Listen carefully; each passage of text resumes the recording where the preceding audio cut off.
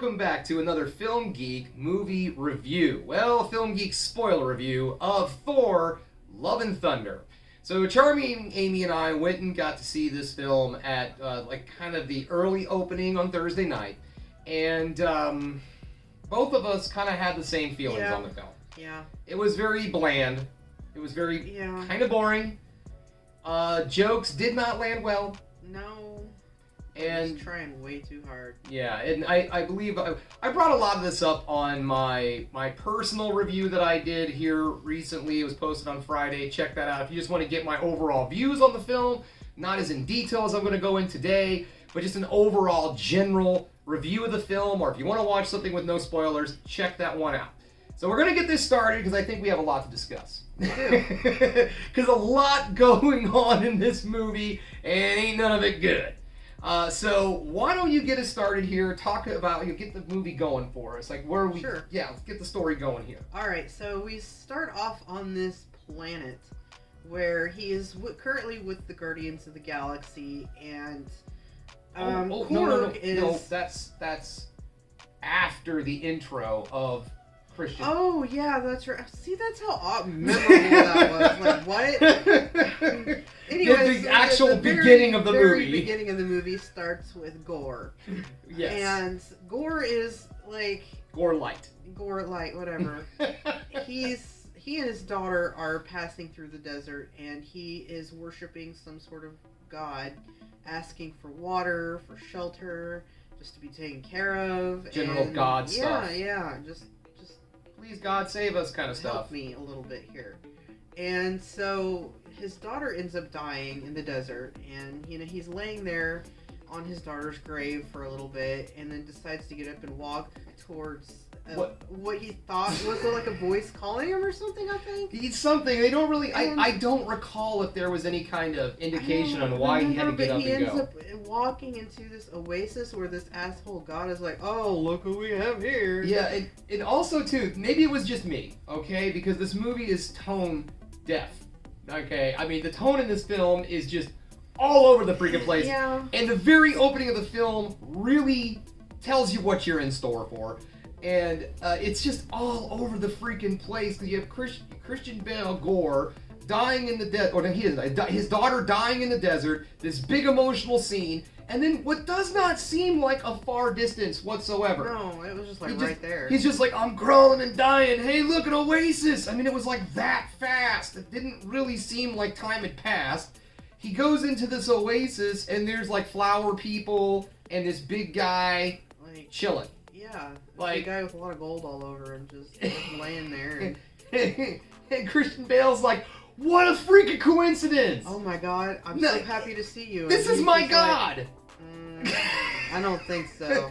And so this is where the tone completely shifts, and where you see really good acting and really bland, I don't know what's going on acting at the exact same time. And I'm not saying... Christian Bale, actually, if he would have been given a lot more with his character... probably would have been a really good standout villain, which we will get to.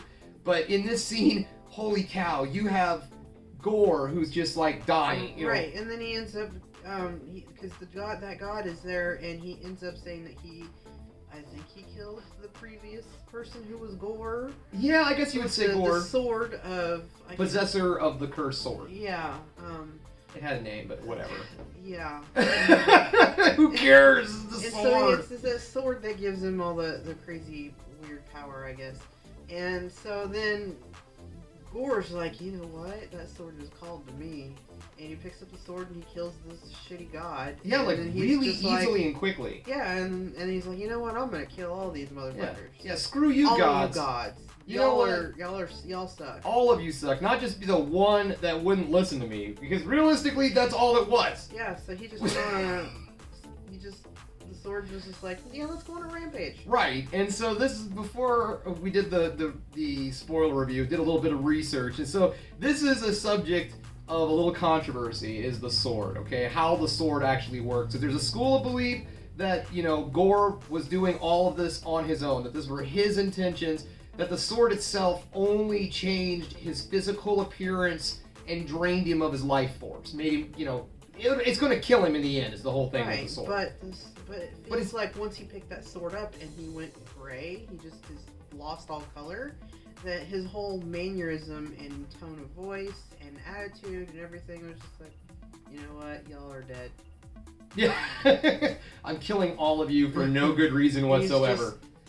He's just calm as cool water, you know? All gods must die. Yeah. Like, I think that was the line or something. Something like that. So anyways, that's where that point ends, is he ends up getting the sword. He inherits it from the previous dead guy, who kills the god, and then we move on to, then now we go to the planet where Thor and the Guardians of the Galaxy are. And this is where things really go south for me. I mean, I'm still... This is like maybe 10 minutes in the movie. Yeah, it is. And it gets really fucking weird. Like, oh, God, yes. I think the part of it I thought was the most hilarious out of the whole movie.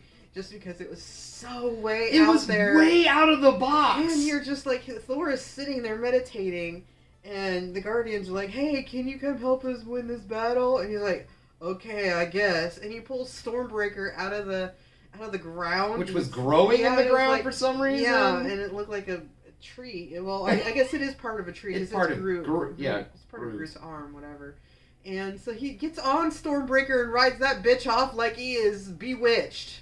Yeah, he's like rides it like he's like ho ho or something as he flies off. I burst out laughing so hard at that because it was just like, what the hell? It's not necessarily funny. It's just what the hell just happened there. But then the story progresses on. He ends up helping the Guardians of the Galaxy defend these worshippers of this giant building, this giant glass building. It was the church of their god. Yes. Yeah, It was their last structure also. Sacred temple or something. So he ends up, long story short in this piece of it, he ends up winning the battle and then also destroying in the meanwhile their sacred temple, and they're like, thank you, here's 2 screaming goats. Was it just me too, or was it the aliens or whatever they were fighting looked like Muppets? Yeah, they did. They didn't have those. They were kind of... Like, I don't know if they did practical effects or CGI. Around and make little weird noises. Yeah, they're like, rah! They're like the bird owl people thing, and they scream a lot. They were not really happy about losing their sacred, their sacred temple. But they were happy But they were alive. just like, okay, at least we're not fighting anymore, thanks. Here's 2 really obnoxious, loud screaming goats. So it was either... You could look at it as a win-win for the people there, honestly. They got rid of the screaming goats, they got rid of Thor and the Guardians. Yeah, that's right. And the bad guys. So they lost a shiny glass tower. Right. But okay, and that's actually something that I want to go a little bit deeper into, is the whole opening sequence and how it completely demolishes storyline, or Thor's character development in the first, 10 minutes of the movie. Like, everything from Ragnarok is just thrown out the window. Right. Like, his whole personality has gone back to the first movie.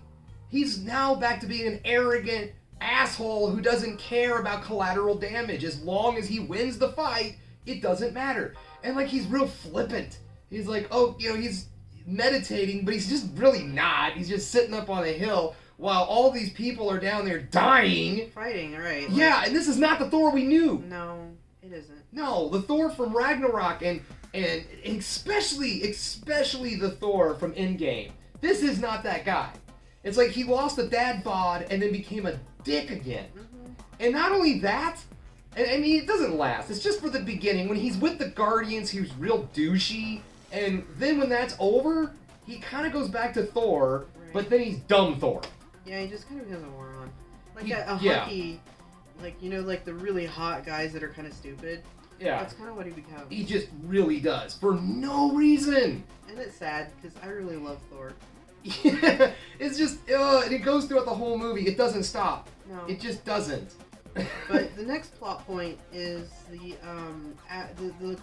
Guardians of the Galaxy and Thor split.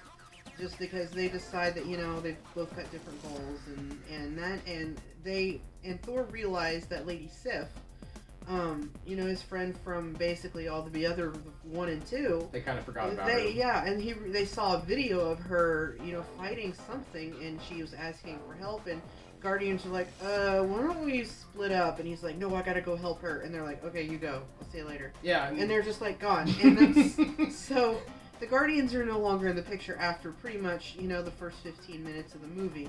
Which I kind of expect because it's not a Guardians movie. Yeah, I was in my previous review, I did have that theory that the Guardians were just gonna bounce. Yeah, we're out. I don't know if it's a jumping off point for Guardians of the Galaxy, but I truly believe Thor is not gonna be in the Guardians movie. I think this was it.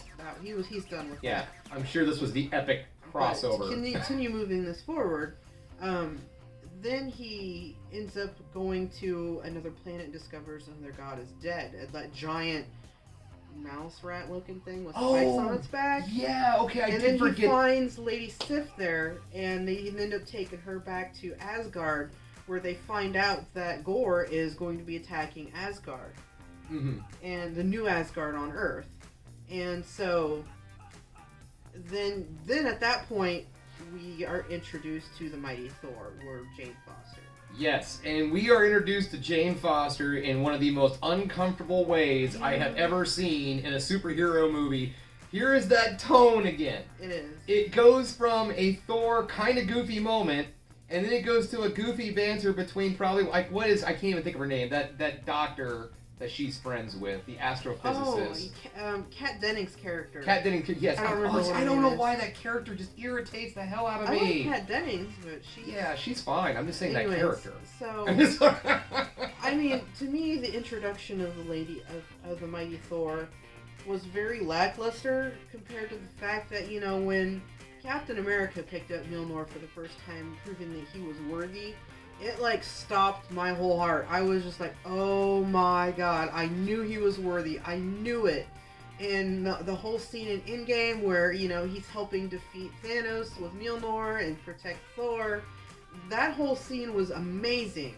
Now, the fact that when we see Gore's shadow monsters or whatever fighting the Asgardians, you have fancy Thor down there with his weird mask, and he's like, Jane? Yeah, there's, again, tone. And it's just the whole, you don't get that amazing feeling when she first grabs that hammer out of the air, and she looks amazing, her biceps are pretty freaking awesome. Oh yeah, Natalie Portman looks great. It doesn't have that gravity or weight to it that it did when Captain America picked up that hammer. We got a little ahead of things, though. We forgot to mention how we meet Jane Foster. At the hospital. Oh, yeah, she has cancer. Yes, she has cancer. She's getting freaking chemo. So, like I said, this is the tone again. We go from, haha, Thor, funniness. Oh, by the way, Jane's dying. The whole reason she's in the movie is because she's dying of cancer. Yeah. And she hears Mjolnir. Thank you. These names. She hears the hammer speaking to her, and so she goes to Asgard because it may protect, or it may save her. She's like, thinking magical powers would save her, but we all know now. Solid thought process. Right, I can get it, but magic gives him powers, it'll give me powers, and it'll probably cure my cancer. Right. Because for no good reason, it's stage 4. It just starts off, she's like, I was feeling kind of tired. Stage 4, I just want to go back to the lab. Yeah, stage 4, whatever. It's cool. I got this. Let's go get a hammer. Yeah, so after that, we have Jane Foster and Thor reuniting, and then trying to figure out what the game plan is, and with Valkyrie to try to find, because now a bunch of kids are kidnapped. He's just like, oh, okay, you know what? I'm gonna set a massive trap. I'm gonna take your kids. And still, okay, go ahead. And he takes them to a Shadow Realm. The Shadow Realm. Yeah, the Shadow Realm. Which was just look like the little planet, the prince the little prince. Yeah, something off of the little planet off of Rick and Morty that the sun's screaming on. Yeah, and then again, if you play Katamari Damacy, the prince's planet, there's a little house on it, and you can just walk around it, and you just look cute little fella just walking around that planet. So that whole planet was stupid. It's ridiculous. But this whole time we're getting very little gore. And so, and Thor has this trick that he does. Because, conveniently enough, one of the children that has been captured by the Asgardians is... Heimdall's son. Heimdall's son. And he's magically can do everything Heimdall can? Yep. Yep, he can do the same stuff. Except for he doesn't have the sword that will magically create the Bifrost to come to you, but... Yeah, he can't do much with the Bifrost because... No. But He doesn't have a tool. he does have the psychic powers And and the gold sight eyes. and things of that sort. So he has the ability to communicate with Thor while they're in the cage. So the kids are communicating with Thor and giving him, like, okay, well, this is what it looks like now. This is what it looks like now. So that's how he finds the kids. He's familiar with the Shadow Realm. He sees where he is with the kids, and he's like, okay, let's go to the Shadow Realm. So there we are. We're in the Shadow Realm. We have our first fight with... You okay there, Beans? I'm tired of talking about He's Thor. like, boy, this movie, I just didn't like it. So we have... He just goes over and sits on the floor. He's like, I don't want to be on the camera no more. I don't want to I'm done. Anyways. So we have our first fight with Thor and Gore. Thor Gore. Yeah, Thor Gore, and it was just kind of... They're just kind of kicking each other's ass for a little bit, and then Gore steals the kids and runs off. Yeah. Yeah. And okay, this is a thing that's going on with villains these days. All right, this is just something I noticed. Why is it like evil people in movies now? They start have their voices. They're like, I will destroy you. like everybody's trying to be the Joker, but it's just not working out. I will talk really high, and now I'm gonna talk really low. I'm evil. Like, oh my I god. couldn't take Gore seriously because of that. It was just kind of like... I mean, the Gore that we started seeing at the very beginning was good. Yeah. I wish they would have kept that tone with Gore as opposed to getting weird with it. Yeah, it was really... He was really creepy at first. Like, he's hiding in shadows. Like, when they're in the Shadow Realm. Yeah. Like, you just see these yellow eyes show up, and he comes out, he's like, oh. But by the end of the movie, he's just like... He's found his inner Mark Hamill. Yeah. And boy, Christian Bale has fun with it. He does. And it's kind of weird. Actually, that is something, though. The acting in this isn't bad. I will say that all the actors do a great job with the absolutely terrible script that they were given. All right, let's get back to it. So after the Shadow Realm. After the Shadow Realm, then we end up... They're like, okay, we need an army. We need an army of gods. And so then they go to this planet castle place where all the gods are. I call it CGI Land. Yeah, whatever. I don't remember what it was called. Video game land. Omnipresent Land or something like that. I don't remember. Basically Mount Olympus. Mount Olympus. Let's just say Mount Olympus. Zeus is the ringleader there, and Zeus, I mean... I love me some Russell Crowe, but I only have one question about the entire performance. And it wasn't bad, mind you. It was just, again, like everything in this movie.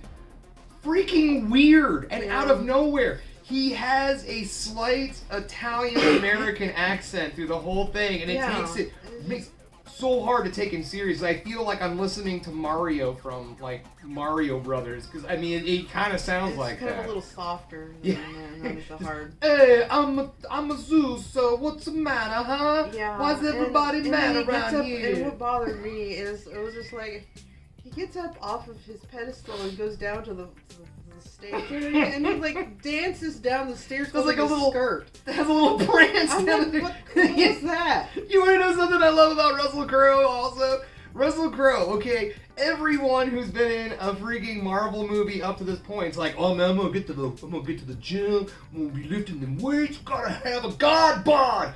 Oh no, not Russell Crowe. Russell Crowe's like, put me in a six-pack golden girdle, bitches. I saw a meme earlier that if you've ever watched Game of Thrones, he was compared to having the same energy as Robert Baratheon. So it's just, I love it because he kills me because it's like he didn't give a fuck. Like I gotta true respect for Russell Crowe on this one. They're like, hey Russell, you gonna lay off on the cheeseburger? No. He's like, no, I'm gonna ask for extra gravy. No. That's what I'm gonna be doing, Disney. No. Hook me up with a golden girdle. Yeah. So the whole point, since Zeus is just like, nah, I don't want to deal with this. We're all safe here. And then he gets down to Thor and he's like, you know what, we're not going to make a panic out of this. I don't want to deal with this. And so Thor's like, okay, fine, give me your lightning bolt. Whatever what it was called. And he's like, makes a massive fucking show out of this, like, lightning bolt thing, and then he goes, no! Like, what the hell? Okay, fine. And then they end up having this fight on the stage. Yeah, and the fight breaks out. And they end up killing Zeus with his own thunderbolt. Yeah. Or lightning bolt or whatever. And so we're done there. Hop on the goat boat. Yeah, and they get back on the goat boat. And off they go to their next destination. Yeah, the next destination was the tiny planet. And so, they did that. And then it's what got me. I was like, what the hell? Another what the hell moment is there. The goat boat going towards it.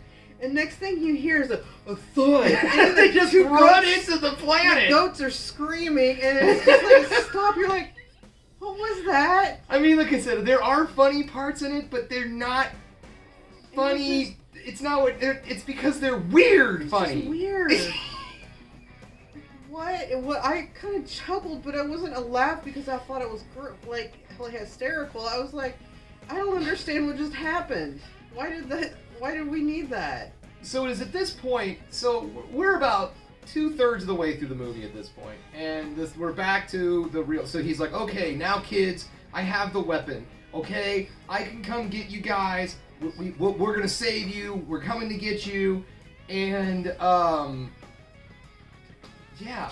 And so I don't remember exactly. I'm trying to remember everything. But I know they ended up battling Gore. Oh, the whole goal, the whole thing. Yeah. Okay. They ended up battling Gore for the second time. We forgot the most important part. His whole motivation. Eternity.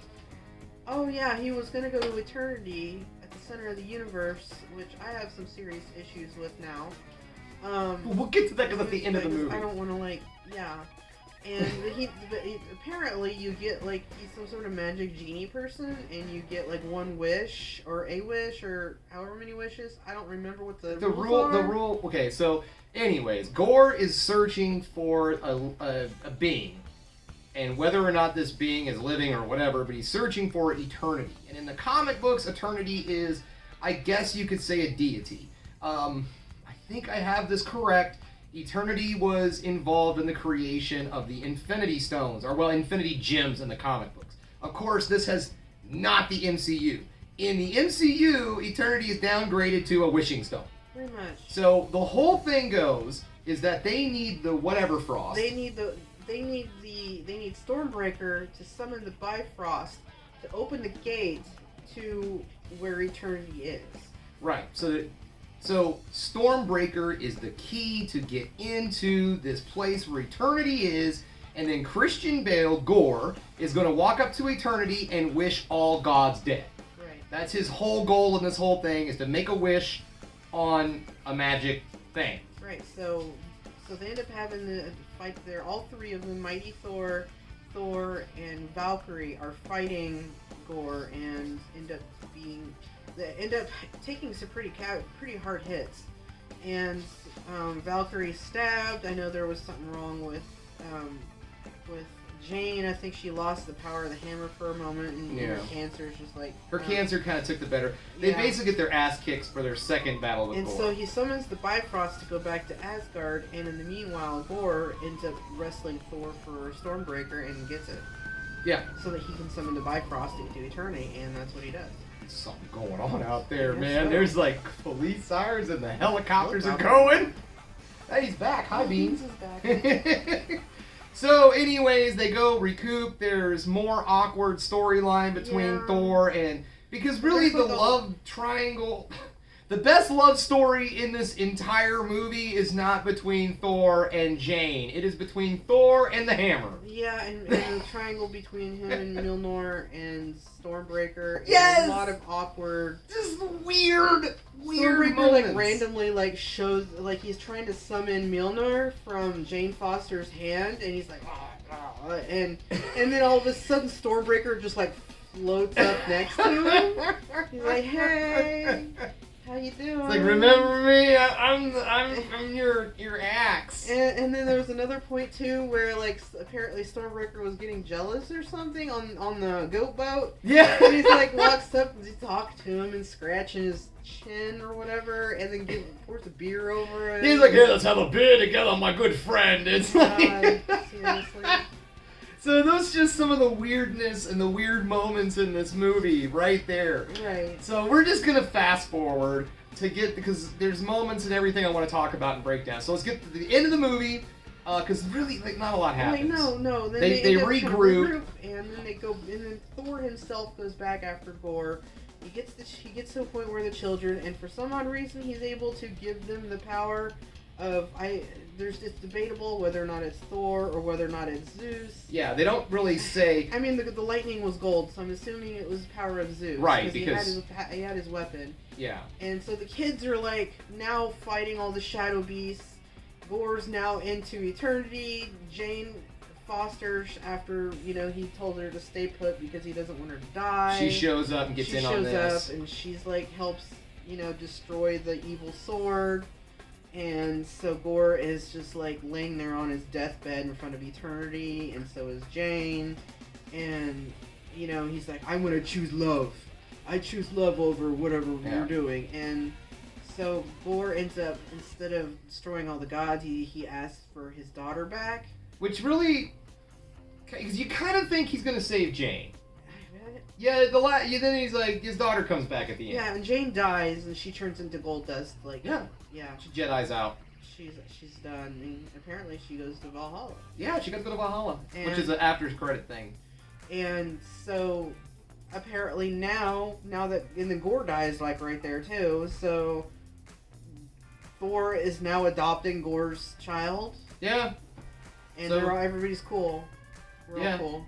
Thor is just like, I guess you're my daughter now. And she's like, alright. And there's this weird thing where there's like Korg telling a story, and it's kind of like the beginning of it. It's like, let me tell you a story about the Space Viking. And then he's like, okay, here's the wrap up of the Space Viking. And for some reason, he's still talking to the same, like he went back to the planet. Yeah, and he ends up getting like. Oh yeah, Korg. Yeah, Korg ends up getting crumbled in his face for a while, and then he comes back together. There's a whole thing. And then he finds a partner that has a porn stash.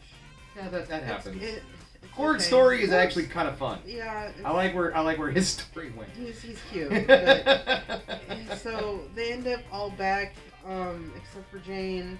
Back in New Asgard, most of them do, I guess. Yeah. They create a statue for the mighty Thor. At the exact same time, the children come back. So the children are like, "We're back!" And they're like, "We have this statue for this new Thor."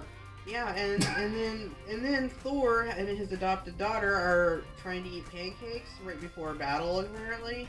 Yeah. And then he makes her pancakes, and then they go running out, and Korg finishes it up with.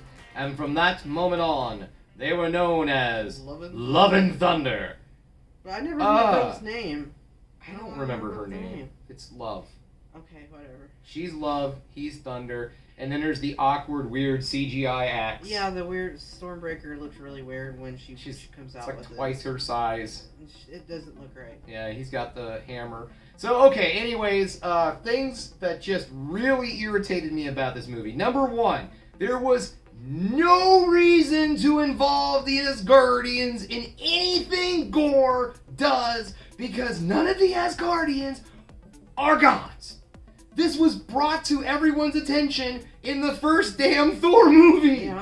Because Odin says we live, we die, we are mortal.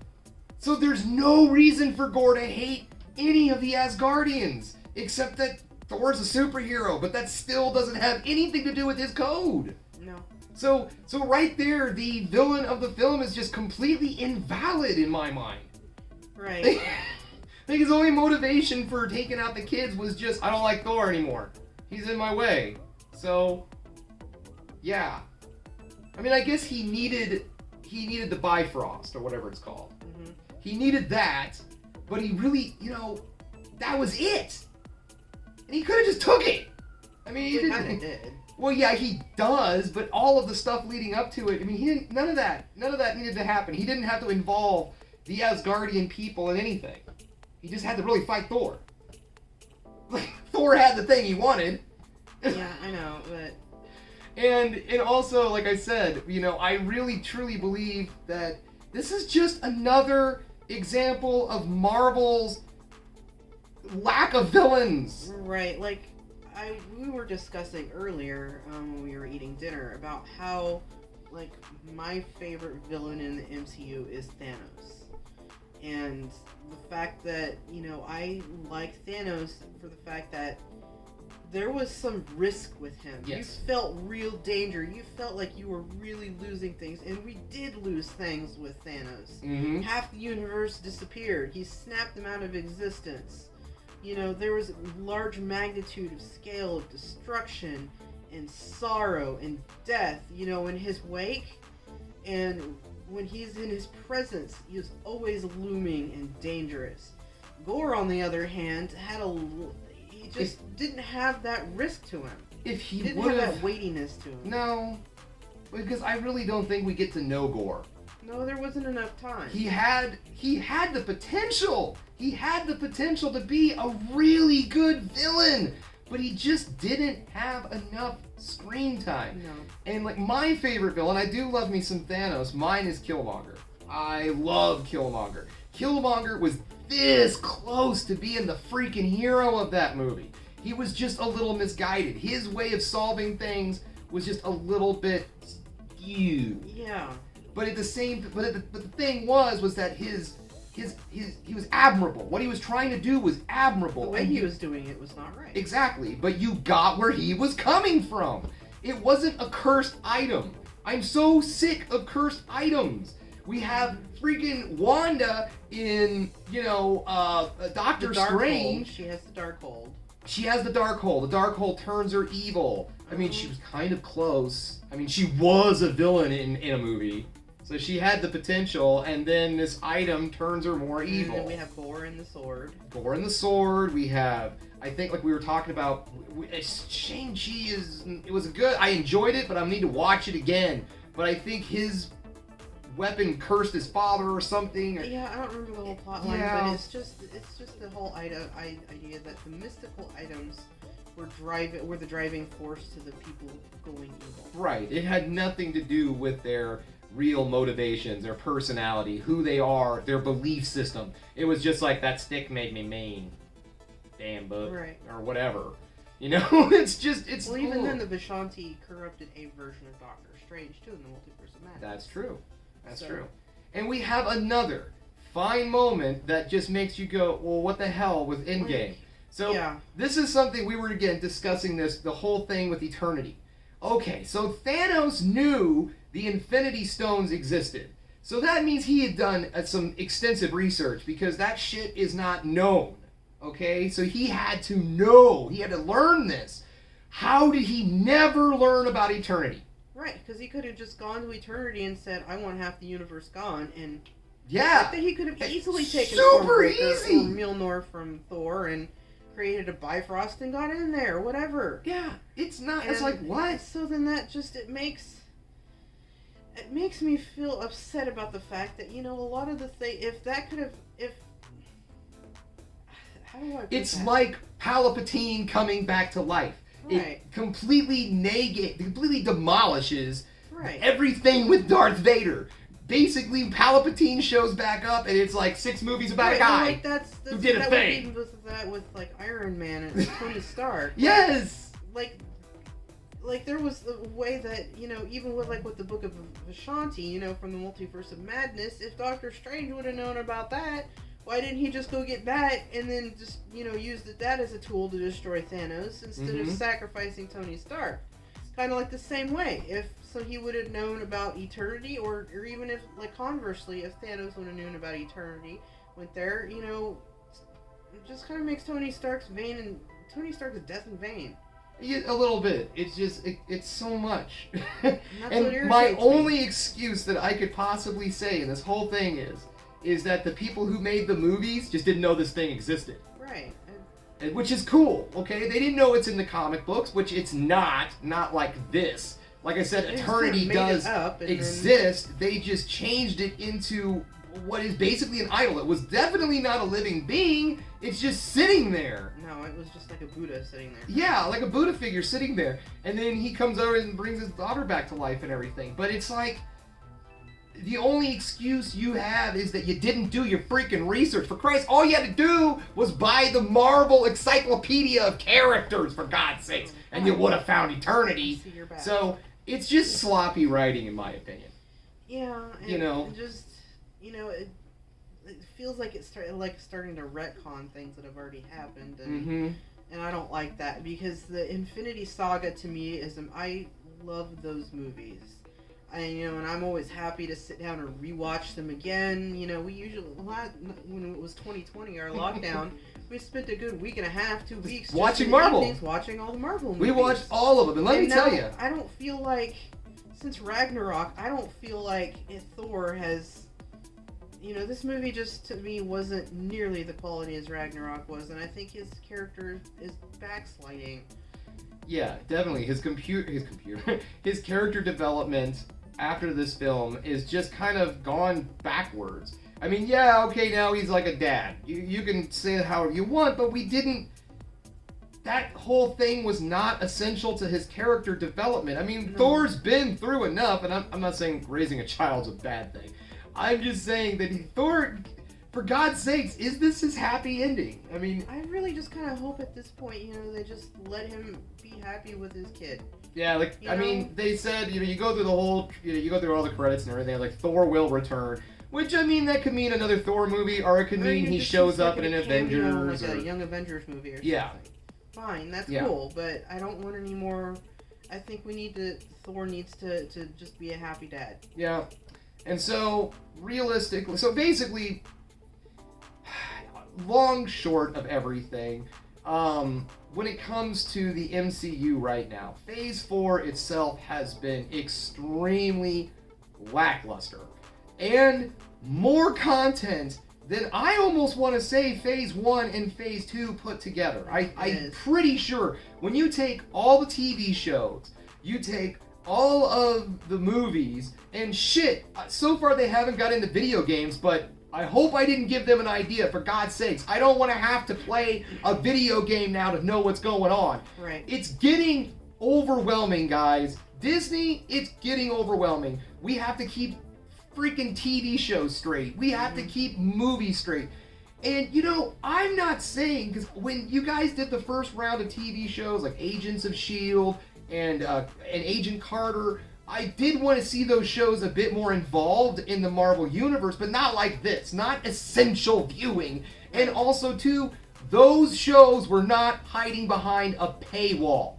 You're expecting people to pay for your service to understand your freaking movies. And I'm sorry, guys, that's not right. And I mean, not all people want to have to watch everything. Like, your mom, when you were trying to explain to her. Yeah, she had no idea what was going on. Like, she was like, I want to watch the Multiverse of Madness. And I'm like, no, you need to... she did. She did, but she didn't have any clue what was going on because she didn't see WandaVision? No, she had no idea what was going on. She hadn't seen WandaVision. She watched Doctor Strange. And my dad, who had watched WandaVision, had to explain to her the whole time. She's like, why is the superhero a bad guy? I thought she was nice. What happened? Who's her kids? When did she get kids? Where's Vision? She didn't know. I mean, maybe not the Where's Vision, because he did die. He did technically die. Yeah. In Infinity War. But the whole thing was, you had no idea why Wanda changed if you never watched the show. Right. And that's not an that's not a connecting universe. That's just trying to make money. That's just trying to make people spend their money. And I'm sorry, I mean, I get it. It's all a business. It's cool. But man, this is not how you make your money off your fandom. Yeah.